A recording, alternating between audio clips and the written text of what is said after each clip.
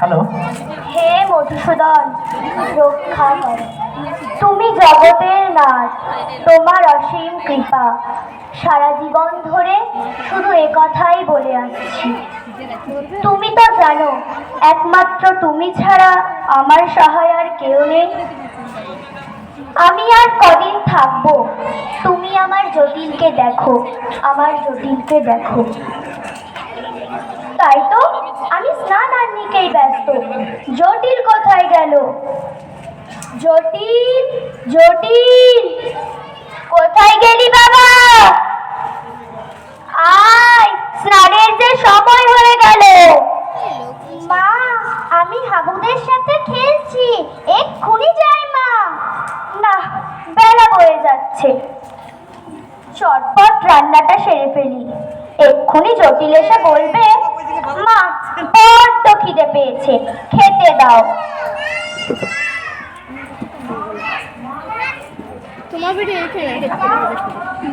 মা, আমার খুব খিদে পেয়েছে। ওরে ছাড় ছাড়, ওরে ছাড় ছাড়, আমার এখন কত কাজ পড়ে আছে, তুই তো জানিস। রান্না বসিয়েছি, যা তুই নাইতে যা। এই নে তেল গামছা, দেখিস বেশি জল ঘাটাঘাটি করবি না যেন, ঠান্ডা লেগে যাবে। আমি তাহলে আসি মা। জটিল তো বড় হচ্ছে, ওকে পাঠশালায় ভর্তি করতে হবে। লেখাপড়া না শিখলে 5 জনে নিন্দে করবে। তাছাড়া লেখাপড়া না শিখলে সকলের সাথে মিশতে পারবে না, অন্যেরা ঠকিয়ে নেবে।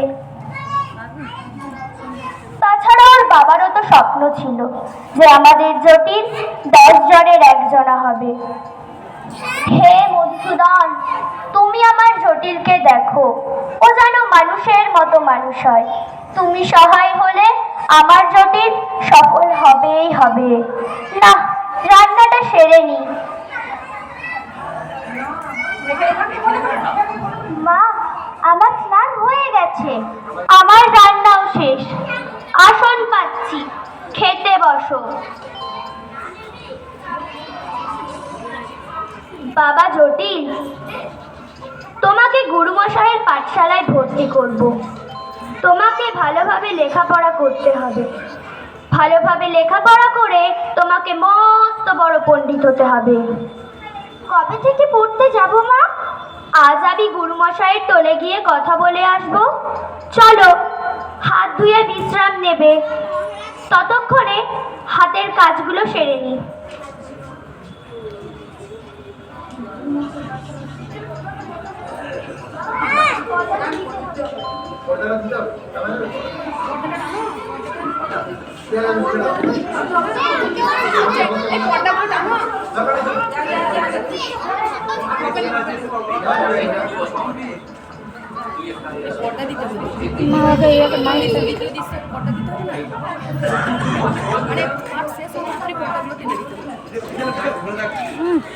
কত দূরে যে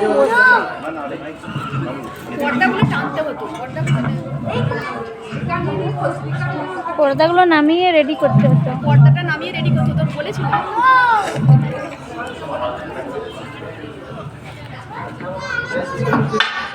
কি সবার পড়া মুখস্থ হলো? হ্যাঁ। উমাপতি, বলো তো হরধনু কে ভেঙেছিলেন? হরধনু, হরধনু, হরধনু শ্রী রামচন্দ্র ভেঙেছিলেন। আচ্ছা বসো। এবার বলো তো মা দুর্গার কয়টি হাত? 10টি হাত। আচ্ছা শান্তি, এবার 10-এর ঘরের নামটা বলো। 10 একে 10, 10 একে 10, 10 দুগুণে 20, 10 তিনে 30, 10 চারে 40, 10 পাঁচে 50। আচ্ছা বসো।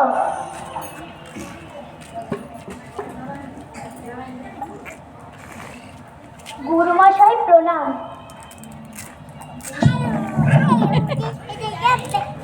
কে মা তুমি? কি প্রয়োজন? আমার বাড়ি হরিগ্রামে। আমি মুখুজ্জে বাড়ির পুত্রবধূ। আমার এক পুত্র আছে, 10 বৎসর বয়স। তার বিদ্যালাভের সময় হয়েছে। আপনার কাছে মিনতি যে আপনি আমার পুত্র জটিলকে শিষ্যরূপে গ্রহণ করুন। কিন্তু মা। কোনো কিন্তু করবেন না গুরুমশাই। আমার জটিল বড় শান্ত ছেলে, আপনার অনুগত হয়ে থাকবে। সে কথা নয় মা। হরিগ্রাম তো এখান থেকে প্রায় 1 ক্রোশ পথ। পথে মধুবন, ঘন জঙ্গল, বাঘ, ভাল্লুক, নেকড়ের উপদ্রব তো তুমি জানো মা। তাছাড়া ওই পথে লোকজনের যাতায়াত খুব একটা নেই। আপনি আমাকে দুর্বল করে দেবেন না গুরুমশাই। আমি ঠিক করেই এসেছি। যদি জটিলকে শিক্ষা লাভ করতে হয় তো আপনার পাঠশালা থেকেই করবে। তবু একবার ভাবো মা, ওই একরত্তি ছেলে, ঘন বন, তাছাড়া সূর্যের আলো ঠিক মতো প্রবেশ করতে পারে না।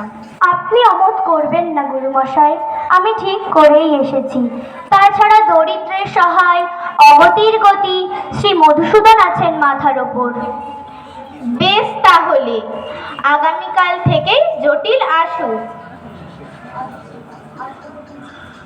আচ্ছা, আমি তাহলে আসি গুরুমশাই। পর্দাগুলো নামাচ্ছে না।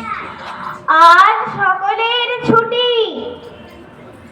সকলে শান্ত হয়ে বাড়ি যাবে। পথ মধ্যে কেউ খেলাধুলা করবে না।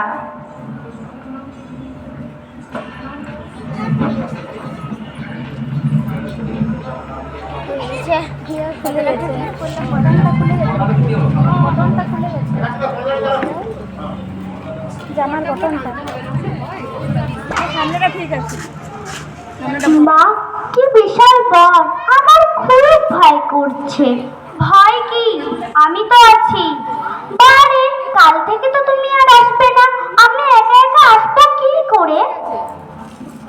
রাগ করিস না জটিল, তুই তো জানিস বাড়িতে আমার কত কাজ।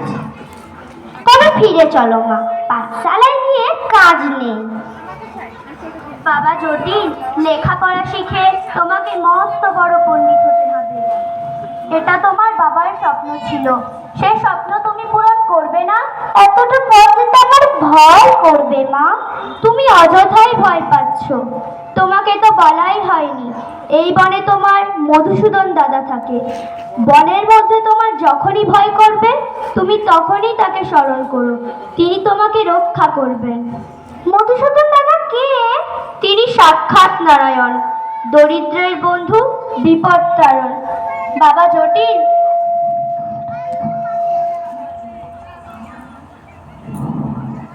বাবা জটিল, আবারও বলছি, ভয় পেলে তাকে ডেকো। তিনি তোমার ডাকে না এসে থাকতেই পারবেন না। তাকে আমি কি বলে ডাকবো? দাদা বলে ডেকো। এই দেখো, তোমার পাঠশালা দেখা যাচ্ছে।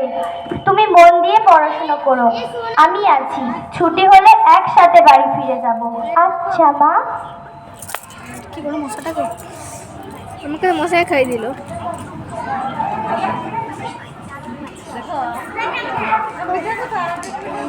হয়ে গেল একটা ক্লিপ। না না, একবার পার্সপা দেখা গেল।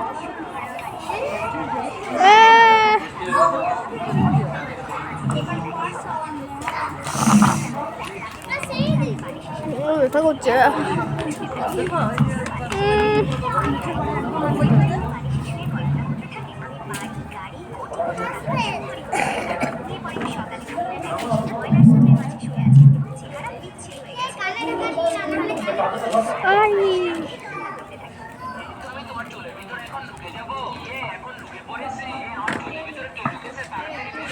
গুরুমশাই প্রণাম। বাবা জটিল, গুরুমশাইকে প্রণাম করো। দীর্ঘায়ু ভব। গুরুমশাই, আমি তাহলে গুরুমায়ের সাথে দেখা করি। আচ্ছা মা। বৎস, আজ থেকে তোমাদের আর এক সাথী জটিল সকলেই মন দিয়ে পড়াশোনা করবে, কেউ কারো সঙ্গে ঝগড়াঝাটি করবে না। জটিল, বই খাতা বের করো। শান্তি, পড়া মুখস্থ হলো, এবার বলো। পাখি সব করে রব, রাতি পোহাইল, কাননে কুসুম কলি সকলে ফুটিল। রাখাল গরুর পায় লয়ে যায় মাঠে, শিশুগণ দেয় মন নিজ নিজ পাঠে। আচ্ছা, বসে পড়ো। আগামীকাল এই পড়াটা মুখস্থ করে আসবে। জটিল, দেখি বাবা কি লিখেছ।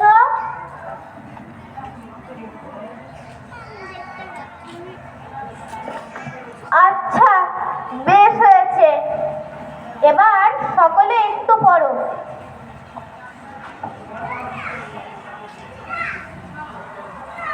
আজ জটিলের জন্য সকলের তাড়াতাড়ি ছুটি। কি মজা ছুটি ছুটি।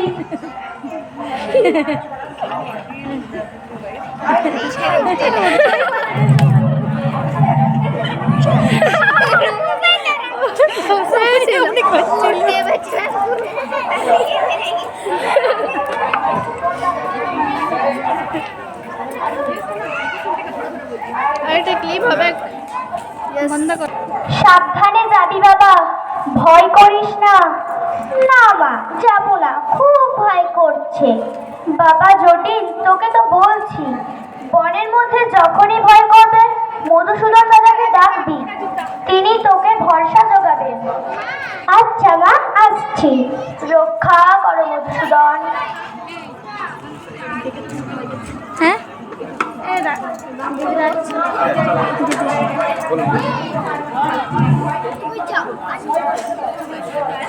কি বলছে? আমার খুব ভয় করছে, যদি বাঘ ভাল্লুক চলে আসে কোন দিকে যাবো? যা নির্জন। চিৎকার করে ডাকলেও কেউ সাড়া দেবে না।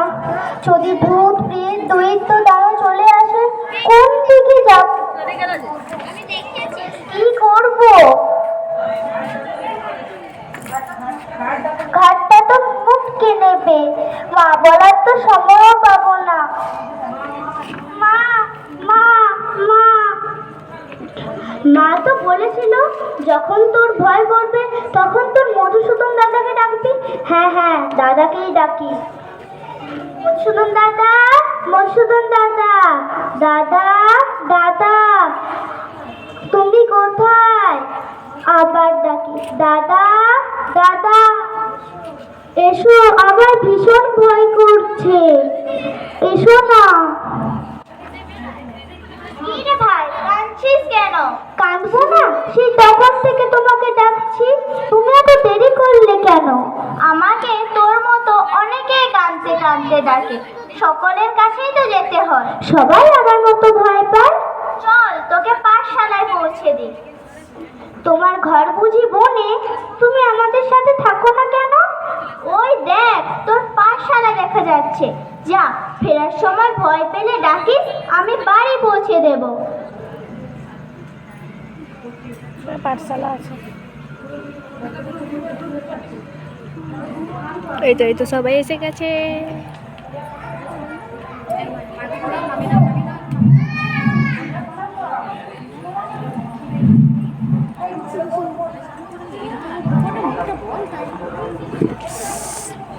জটিল, আজ কার সাথে এলে?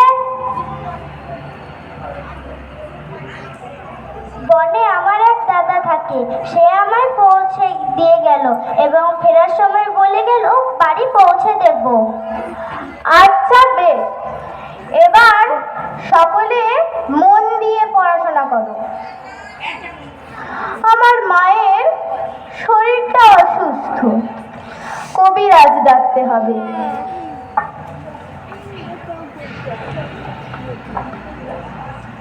ফিরতে দেরি হলে তোমরা নিজের নিজের পড়া সেরে বাড়ি চলে যেও।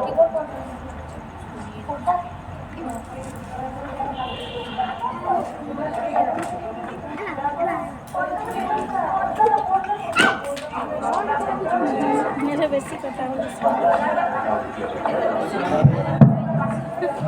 উঠতেও না কি আগে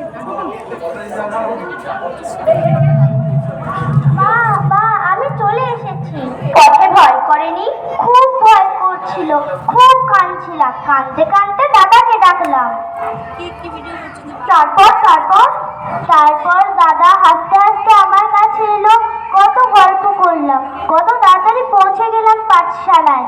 ফেরার সময় বাড়ি পৌঁছে দিয়ে গেল। ওরে বাড়িতে নিয়ে এলি না কেন?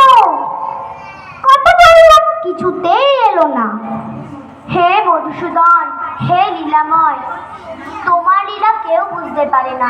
তুমি এভাবেই আমার জটিলকে রক্ষা করো। জটিল দাদাকে কেমন দেখতে রে? তুমি সব জানো, তবু আমায় জিজ্ঞাসা করছো কেন? তবুও খেলতে যাব, তবুও বল না। রাখালের মতো, হাতে বাঁশি, মাথায় ওড়না, পরনে হলুদ কাপড়, কি সুন্দর হাসি। জয় শ্রী মধুসূদন, জয় শ্রী মধুসূদন। মা, গুরুমশাইয়ের মায়া গত হয়েছে। সাধ্যের খরচের জন্য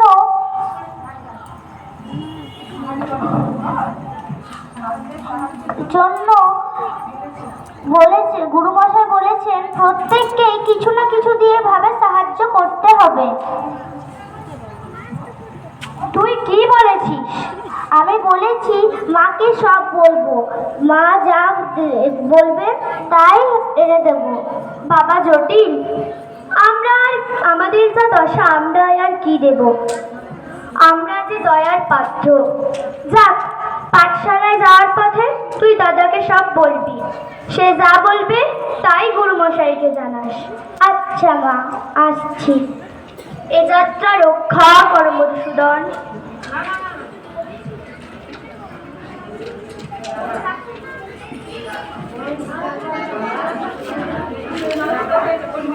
দাদা, আমাদের গুরুমশাইয়ের মা গত হয়েছে। জীবন যখন আছে তখন মৃত্যু তো হবে।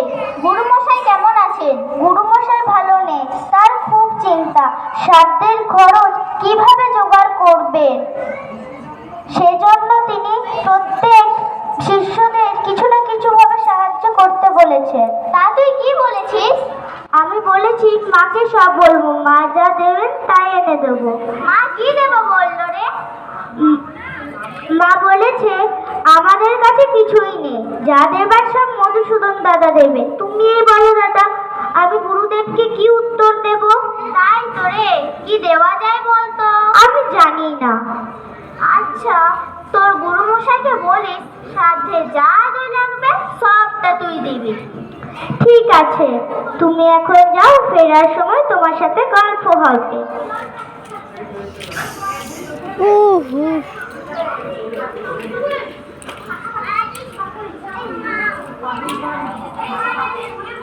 বারবার বললাম সকাল সকাল আসবি, বাবুর এখনো দেখা নেই। সেদিন তো বড় মুখ করে বলল শ্রাদ্ধে যা দই লাগবে আমি দেব, এখন কচু পোড়া খা। এদিকে খাবার দাবার সব প্রস্তুত, লোকজন সব একে একে আসছে। কি যে করি? ও শান্তি, ও হরি, যা বাবা তোরা একটু দেখে আয়, আর ধৈর্য ধরছে না। জটিল, আয় বাপ, এ যাত্রা বাঁচা আমাকে। গুরুদেব, পথে জটিল আসছে দেখলাম। আমার দই আসছে কিনা দেখ। জটিল একাই আসছে, বোধহয় দইয়ের হাড়ি গাড়িতে করে নিয়ে আসছে। হতভাগা, সেটাই তো বলছি, যা না যা, আর জ্বালাতন করিস না। আমি আসছি, এসেছি। বাঁচালি বাবা, কিন্তু দই কোথায়? বিলম্ব হয়ে যাচ্ছে, দে দে। এই তো। হতভাগা, ঠাট্টা করার আর সময় পেলি না? সেদিন তো বড় মুখ করে বলেছিলি শ্রাদ্ধের যা দই লাগবে আমি দেব, কিন্তু মধুসূদন দাদা বলল এটাই হবে। চড়িছে। মা গো, ক্ষমা করো, তোমার পার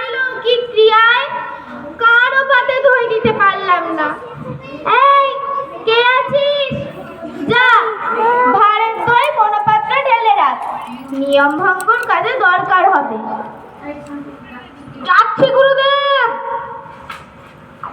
ও ভগবান, এও দেখবার ছিল। শিষ্য হয়ে গুরুর সাথে চলো না, তোর কোনোদিনও ভালো হবে না। এই গুরুমশাই, গুরুমশাই, গুরুমশাই, আশ্চর্য কাণ্ড ঘটে গেছে। জানে জানে আরো কি অমঙ্গল ঘটলো? অমঙ্গল নয়, অমঙ্গল নয়। ভাঁড়ের দই যে পাত্রে ঢালছি, পাত্র ভরে যাচ্ছে, কিন্তু ভাঁড়ের দই আর শেষ হচ্ছে না। এই যে আশ্চর্য ঘটনা। ওরে জল আন, পাখান, জটিলকে বাতাস কর, ওর চোখে মুখে জল দে।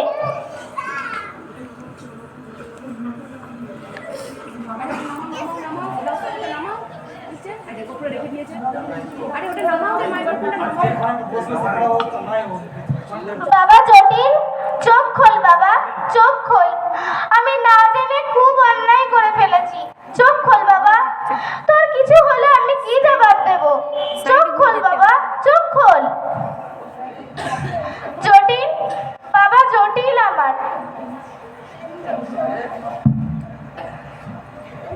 কি হলো গুরুমশাই, আপনি এমন করে কাঁদছেন কেন? বাবা, এ দই তোকে কে দিয়েছে বল? মধুসূদন দাদা। কেন, এই দই কি কম পড়েছে? ওরে, সে তো জগৎ সংসারের মালিক, তার কাছে কি কোনো কিছু কম থাকে রে? আমি অহংকারী, তাকে চিনতে পারিনি। তুই অতি ভাগ্যবান, তিনি তোকে দর্শন দিয়েছে। তুই ধন্য জটিল, তুই ধন্য। জটিল, পড়ে থাক আমার মাতৃসাধ্য। চল, তোর দাদার সাথে দেখা করে ক্ষমা চেয়ে আসি। চলুন পণ্ডিত মশাই। ওরে, ডাক তোর দাদাকে। মধুসূদন দাদা, মধুসূদন দাদা, এসো, তোমার সাথে পণ্ডিত মশাই দেখা করতে চান। দাদা, দাদা, আসছো না কেন? জটিল, আজ যাব না। আজ তোর সাথে পণ্ডিত মশাই আছেন। আজ তোর ভয় কিসের? গুরু মশাই তোমার সাথে দেখা করতে চান। তোর মতো সরল মন নিয়ে না ডাকলে আমি কারো কাছে যাই না রে। আজ আর আমি যাব না। গুরু মশাইকে বল ফিরে যেতে। যেদিন তুই একা থাকবি আমায় ডাকবি, আমি ঠিক তোর কাছে যাব। তুই ধন্য জটিল, তুই ধন্য। বৈকুণ্ঠের অধিকারী স্বয়ং নারায়ণ তোর ডাকে সাড়া দেন। তুই ধন্য। আমি মহাপাপী, আমি মহাপাপী। হে মধুসূদন, আমায় ক্ষমা করো, ক্ষমা করো।